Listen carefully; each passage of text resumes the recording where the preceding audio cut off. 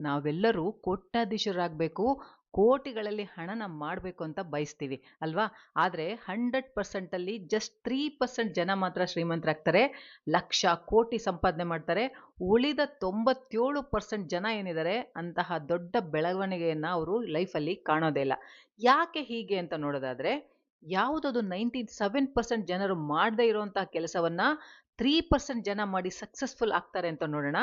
ಇವತ್ತಿಗೂ 97% ಜನ ತಪ್ಪುಗಳನ್ನ ಮಾಡ್ತಾನೆ ಇದ್ದಾರೆ. ಅವರು ಪ್ರತಿಯೊಂದರ ಬಗ್ಗೆನೂ ಯೋಚನೆ ಮಾಡ್ತಾರೆ, ಬಡತನದಲ್ಲಿ ಇರಬಾರ್ದು, ನಾವೇನಾದ್ರೂ ಫೇಲ್ ಆದ್ರೆ ಲೈಫಲ್ಲಿ ಜನ ಏನಂತಾರೋ, ಈ ಎಲ್ಲ ಕಾರಣದಿಂದ ಅವರು ಶ್ರೀಮಂತರಾಗೋದ್ರಲ್ಲಿ ಹಿಂದುಳಿತಾ ಇದ್ದಾರೆ. ಈ ಒಂದು ಕಾರಣಗಳಿಂದ ತಮಗೆ ಬೇಕಾಗಿರೋದನ್ನ ಗಳಿಸೋದ್ರಲ್ಲಿ ಫೇಲ್ ಆಗ್ತಾ ಇದ್ದಾರೆ. ನಾವು ಪ್ರೀತಿಸುವಂತಹ ಜೀವನವನ್ನ ಪಡೆಯೋದ್ರಲ್ಲಿ 97% ಜನ ಏನಾಗ್ತಿದ್ದಾರೆ, ಫೇಲ್ ಆಗ್ತಾ ಇದ್ದಾರೆ. ಆದ್ರೆ 3% ಅಲ್ಲಿ ಬರುವಂತಹ ಜನ ಏನ್ ಯೋಚಿಸ್ತಾರೆ ಗೊತ್ತಾ?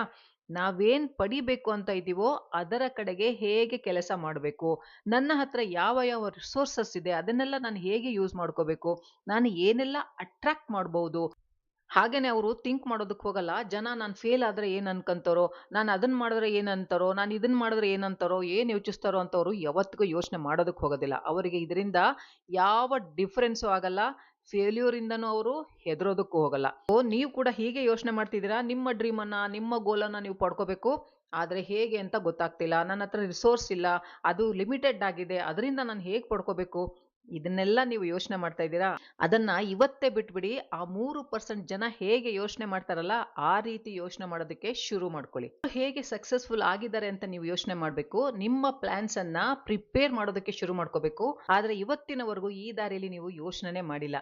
ಅದಕ್ಕೆ ಲೈಫಲ್ಲಿ ಯಾವ ಪ್ರೋಗ್ರೆಸ್ ಕೂಡ ನಿಮಗೆ ಆಗ್ತಾ ಇಲ್ಲ. ಸದಾ ಯೋಚಿಸ್ತಾನೆ ಇರ್ತೀರಾ, ನಿಮಗಿಂತ ಬೇರೆಯವರು ತುಂಬಾ ಬುದ್ಧಿವಂತರು, ನಿಮಗಿಂತ ಅವರು ಸ್ಮಾರ್ಟ್ ಇದ್ದಾರೆ, ಅಥವಾ ಅವರ ಅದೃಷ್ಟ ತುಂಬಾ ಚೆನ್ನಾಗಿದೆ ಅಂತ. ನೋಡಿ, ಸ್ಪಿರಿಚುಯಲ್ ಅಂದ್ರೆ ಆಧ್ಯಾತ್ಮಿಕವಾಗಿ ನೋಡೋದಾದ್ರೆ ನಾನು ನೀವು ಎಲ್ರೂ ಒಂದೇನೆ. ಯಾಕೆಂದ್ರೆ ನಾವೆಲ್ಲ ಒಂದೇ ಎನರ್ಜಿ. ಆ ಎನರ್ಜಿನಲ್ಲಿ ಯಾವ ಚೇಂಜಸ್ಸು ಇಲ್ಲ. ಅಂದ್ರೆ ಆತ್ಮ ಅಂತ ಹೇಳ್ತೀವಲ್ಲ, ನಾವೆಲ್ಲ ದೇವರ ಕಣ್ಣಲ್ಲಿ ಒಂದೇ ತರ ಆತ್ಮ.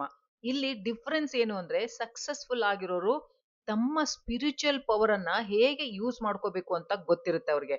ನಿಮಗಿದ್ರ ಬಗ್ಗೆ ನಾಲೆಡ್ಜ್ ಇಲ್ಲ. ಬದಲಿಗೆ ಎಲ್ಲದರಲ್ಲೂ ಲಾಜಿಕ್ ಅನ್ನ ಅಪ್ಲೈ ಮಾಡೋದಕ್ಕೆ ಶುರು ಮಾಡಿದೀರಾ. ಇಲ್ಲ ಅಂದ್ರೆ ನಿಮ್ಮ ಹತ್ರ ಆ ಪವರ್ ಇದ್ರೂ ಕೂಡ ಅದನ್ನ ನಿಮ್ಮ ವಿರುದ್ಧವಾಗಿ ನೀವು ಯೂಸ್ ಮಾಡ್ಕೊಳ್ತಾ ಇದ್ದೀರಾ. ನಿಜವಾಗ್ಲೂ ನೀವು ನಿಮ್ಮ ಲೈಫ್ ಅನ್ನ ಚೇಂಜ್ ಮಾಡ್ಕೋಬೇಕು ಅಂತ ಇದ್ರೆ ಅರ್ಥ ಮಾಡ್ಕೊಳ್ಳಿ, ನೀವು ಏನ್ ಬೇಕಾದ್ರೂ ಸಾಧಿಸ್ಬೋದು ಅಂತ.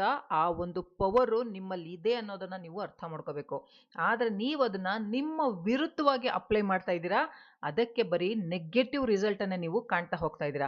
ಸೊ ಇವತ್ತಿಂದಾನೇ ಆ ಪವರ್ ಅನ್ನ ನಿಮ್ಮ ಗ್ರೋತ್, ನಿಮ್ಮ ಸಕ್ಸಸ್ಗೋಸ್ಕರ ಯೂಸ್ ಮಾಡ್ಕೊಳ್ಳೋದಕ್ಕೆ ಶುರು ಮಾಡಿ.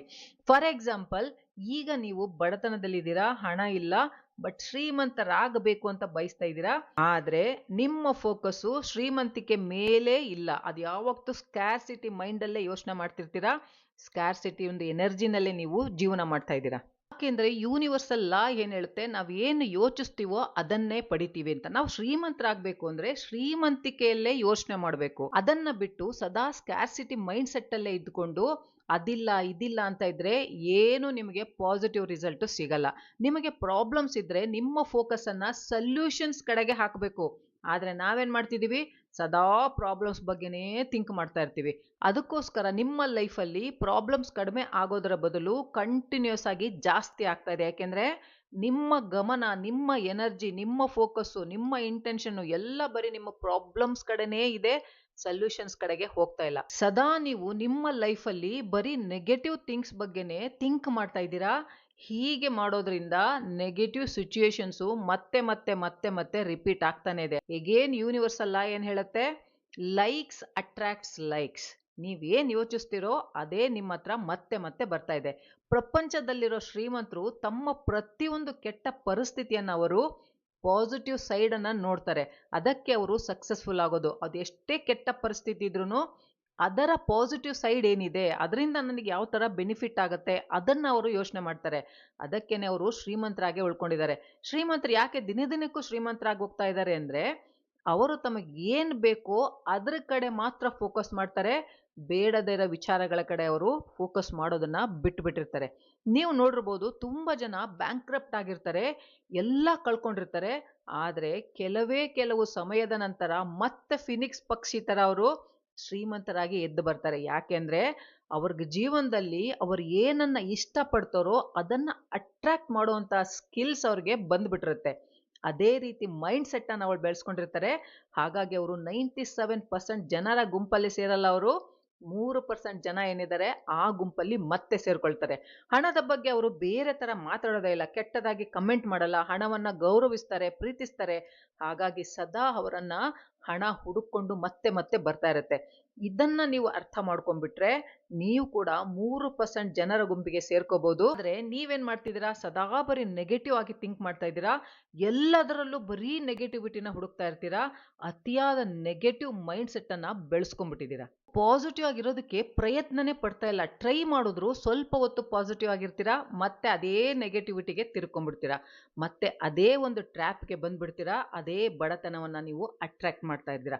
ಸೊ ಯೋಚನೆ ಮಾಡಿ ನೋಡಿ, ಹೇಗೆ ನಿಮಗೆ ಲೈಫಲ್ಲಿ ಬೇಕಾಗಿರೋದನ್ನ, ನೀವು ಬಯಸೋದನ್ನ, ಪ್ರೀತಿಸೋದನ್ನ ಹೇಗೆ ಅಟ್ರಾಕ್ಟ್ ಮಾಡ್ಕೋಬೇಕು ಅಂತ. ನೆಗೆಟಿವ್ ಮಾತುಗಳ ಕಡೆಗೆ ಫೋಕಸ್ ಮಾಡೋದಕ್ಕೆ ಹೋಗಬೇಡಿ, ನೆಗೆಟಿವ್ ಮಾತಾಡೋದಕ್ಕೆ ಹೋಗಬೇಡಿ. ಎಸ್ಪೆಷಲಿ ದುಡ್ಡಿನ ಬಗ್ಗೆ ನೆಗೆಟಿವ್ ಕಮೆಂಟ್ಸ್ ಇರಬಾರ್ದು. ನಿಮ್ಮ ಆಕ್ಷನ್ ಕಡೆಗೆ ನೀವು ಫೋಕಸ್ ಮಾಡಬೇಕು. ನಿಮ್ಮ ಪಾಸಿಟಿವಿಟಿಯನ್ನ ಯಾವಾಗಲೂ ಕಡಿಮೆ ಮಾಡೋದಕ್ಕೆ ಬಿಡ್ಕೋಬಾರ್ದು. ಸದಾ ಗ್ರಾಟಿಟ್ಯೂಡನ್ನು ಇಟ್ಕೋಬೇಕು. ಹೈ ವೈಬ್ರೇಷನ್ಸ್ ಅಲ್ಲಿ ಇರಬೇಕು. ಯಾಕೆಂದ್ರೆ ಗ್ರಾಟಿಟ್ಯೂಡ್ನ ಒಂದು ವೈಬ್ರೇಷನ್ನು ಎಲ್ಲದಕ್ಕಿಂತ ಹೈ ವೈಬ್ರೇಷನ್ ಅಂತ ಹೇಳಲಾಗುತ್ತೆ. ಹಾಗಾಗಿ ಇರೋದಕ್ಕೆ ನೀವು ಗ್ರಾಟಿಟ್ಯೂಡ್ ಇಟ್ಕೊಳ್ಳಿ. ನೀವು ಏನನ್ನ ಪಡಿಬೇಕು ಅಂತ ಇದ್ದೀರೋ ಅದರ ಕಡೆ ಮಾತ್ರ ಫೋಕಸ್ ಮಾಡಿ, ಅದರ ಕಡೆ ಪ್ರಾಪರ್ ಆಕ್ಷನ್ ಅನ್ನ ತಗೊಳ್ಳಿ. ಆಗ ನೋಡಿ ನೀವು ಕೂಡ ಆ 3% ಜನರ ಮಧ್ಯದಲ್ಲಿ ಖಂಡಿತ ಸೇರ್ತೀರಾ.